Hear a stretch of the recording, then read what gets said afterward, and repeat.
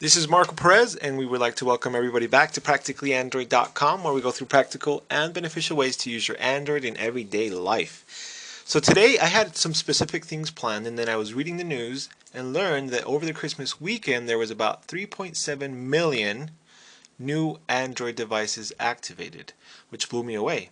That coupled with the fact that not too long ago, the figure that was being thrown around as far as how many Android devices were being activated every day worldwide was about 400,000.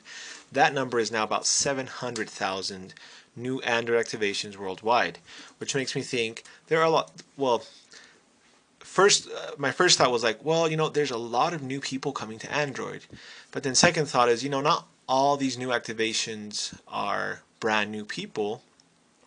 Like for example, I got a phone a little while ago and I wasn't new to Android, but I think it would be safe to say that a lot of people that just activated new Android devices are probably new to the Android platform. And with that, there's a learning curve. So I decided to make today's tutorial for those people. We're basically going to cover a couple of things. We're going to cover the 4 navigation buttons that, if you're familiar with an iPhone, might be kind of weird to you. We're also going to go over the app drawer, which I love, and especially compared to what an iPhone would offer. We're also going to go over the notification bar and downloading apps. And if you're not new to Android, then I would highly encourage you to, both in the YouTube comments as well as or the comment on the post where this video will be on practicallyandroid.com, maybe just throw down some tips and tricks that helped you overcome the learning curve that might help these newcomers as well. And so then we're kind of this awesome, cool community. So without further ado, we're going to go ahead and get started and go into the navigation buttons. There is 4 basic navigation buttons, and this is the case unless you just got a Galaxy Nexus, which maybe I'll do a tutorial on later. But the majority of people, you're going to have an Android phone with 4 navigation buttons. And they are the back button, which has an arrow, the menu button, which will either be like basically the word menu or a bunch of little lines. Then there's the search bar and the home button. Okay, and the home button, basically what that does is it'll always bring you to your home desktop. Now, for example, let me show you on here. I have 5 desktops, and this is a test device, so I don't really have them very populated. But my main desktop is this last one on the very bottom, right? So I'm going to go to the very top one, and if I hit home, it takes me to my main desktop. If you're in an app, so I'm going to come into an app here and hit home, it'll take me to my desktop. Okay, pretty easy. The other thing, then the next button we'll talk about is the back button. So if you're in an app and you hit, what's a good example? I'm going to go into my app drawer and pull up contacts. Okay, so I'm going to come in here. Now notice I've gone in 2 screens. I went in 1 to the contacts and 2 to the details of Practically Android voicemail contact. So if I hit if I hit home from here, it'll take me straight to the desktop. However, if I hit back, it'll just take me back 1 screen. So then you have some control there. And then something that's kind of a background thing. If I'm in here, if you're in any app or any process and you hit the home button, it'll leave that app running in the background so you can quickly come back to it if you need to, which is great for multitasking, but it also maybe uses more battery than it should. So that's another function of the back button. Instead of hitting the home button every time, if you just hit back until it leaves, that actually shuts down the app and it doesn't run in the background. So that's kind of a nice tip there. The last 2 buttons, the menu button and the search button, they are more contextual buttons, meaning that they do different things depending on what screen they are. And different things, I guess not different things, they do the same general thing. The menu button gives you options, and the search button will search. So if I'm in the main screen like I am right now and I hit menu, it gives me this set of options. I can add new screens, I can change the wallpaper, I can search things, I can go into the settings, blah blah blah. However, if I am in the market, for example, and I hit menu, it's going to give me a different set of of menu because it's contextual. Depending on the context of the app that you're in, it gives you a different set of menus, which is really cool. So that's how that works. And the same thing works for the search button. So I'm going to go to the home button. If I hit the search button from here, it'll go into the universal Google search. So I can just go in and search like who's the best Android website, and Android, practically Android will come up, obviously. Well, we're not there yet, but we're going to get there. I mean, I think we're the best, but just the search engines have to know that minor detail. But anyway, that's what that does if I'm on the desktop and hit search. However, if I'm in an app, like the market, for example, and hit search, can you see on there it says search market? So it's only going to search within the market. So that's really nice. This is actually really helpful for, like, for example, text messaging, or if you're looking for a specific contact in your contacts, etc. So that's the navigation buttons. Hopefully that helps you to orient yourself and kind of maneuver your Android. The next thing I'm going to show you is your notification bar. Actually, your app drawer. I'm going to show you the app drawer. So on this middle, on the very bottom of the screen, the little circle with the dots is my app drawer button. Basically, an app drawer is where all the apps that I may have downloaded or that maybe came pre-installed with your Android, that's where they're stored. And this is super great, especially when compared to the iPhone, where any app that you may download onto your phone is on the desktop, even if you don't want it on there, which is kind of, I think, a waste of space. So basically, all you do is you tap on it. Pretty easy. You can scroll up and down, look at your apps. If you do want an app on your desktop from here, all you do is, instead of just touching it, you're going to do what we call long holding. And long holding is actually something that you will do in a lot of apps to give you like options to other things. So basically, I'm going to grab this clock. Instead, if I just tap it, it launches the alarm. However, if I long hold it, then it gives me an option to put it somewhere. Let's say I don't want it on this screen.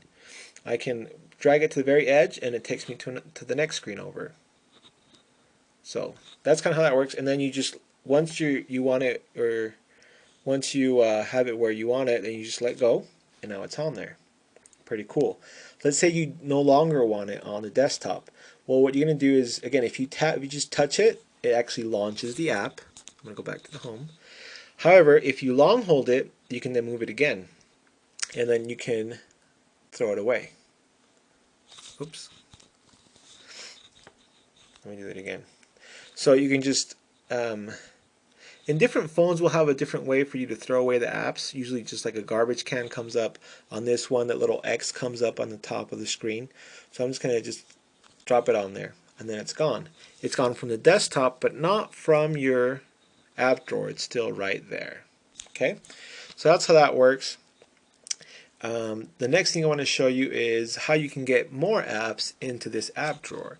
That's, I would say, 98.25% of the fun. That was an actual calculation. I took surveys, and that was the average. I'm just kidding. So basically, there's your Android market, which I have right here. You can also just look for it in your app drawer, right there. And the Android market basically is like any other app marketplace. Let me go to the home screen.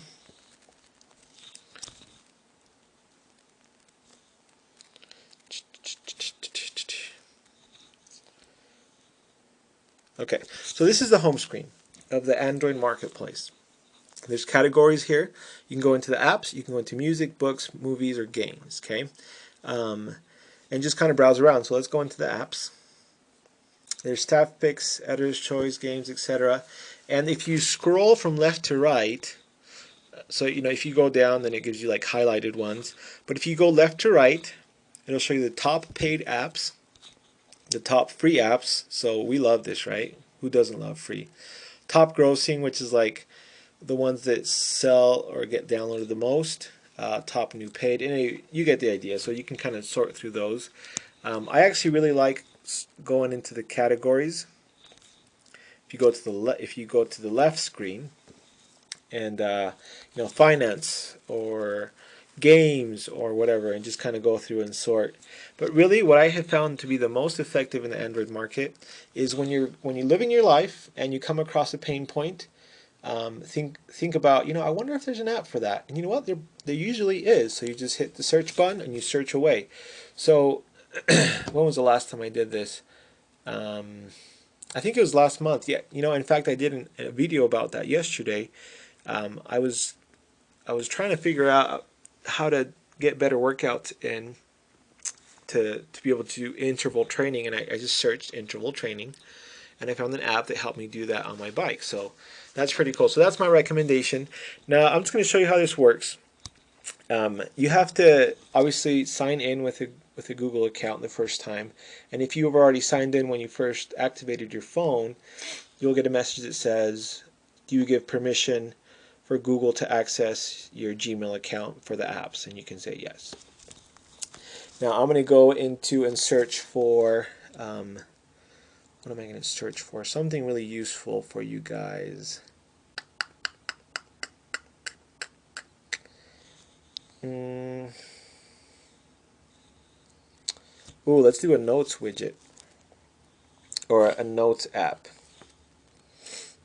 Okay, Catch Notes. I actually love Catch Notes.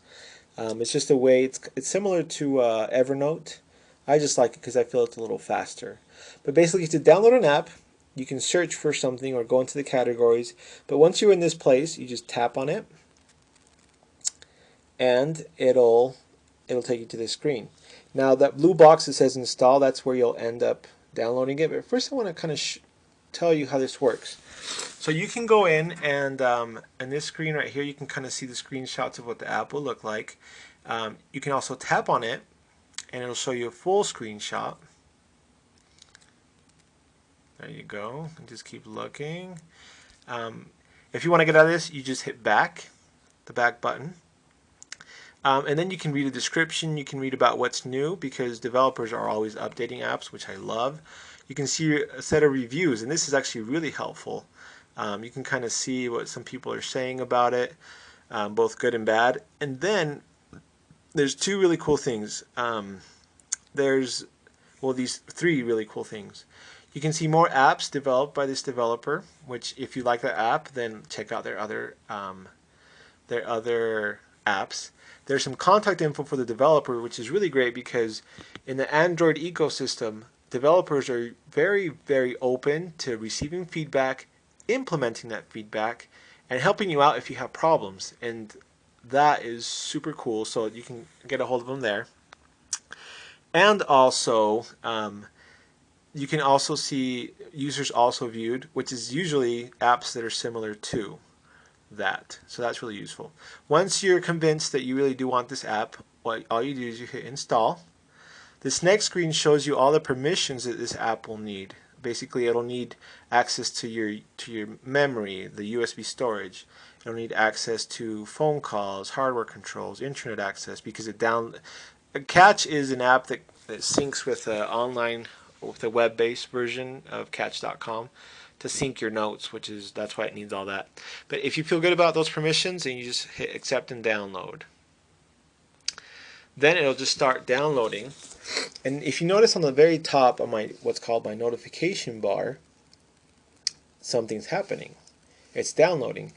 Now your notification bar is where things happen and you're notified. So it'll tell you your time, the battery, your network coverage, Wi-Fi signal, and any new messages that you might be receiving or statuses on anything you might be downloading.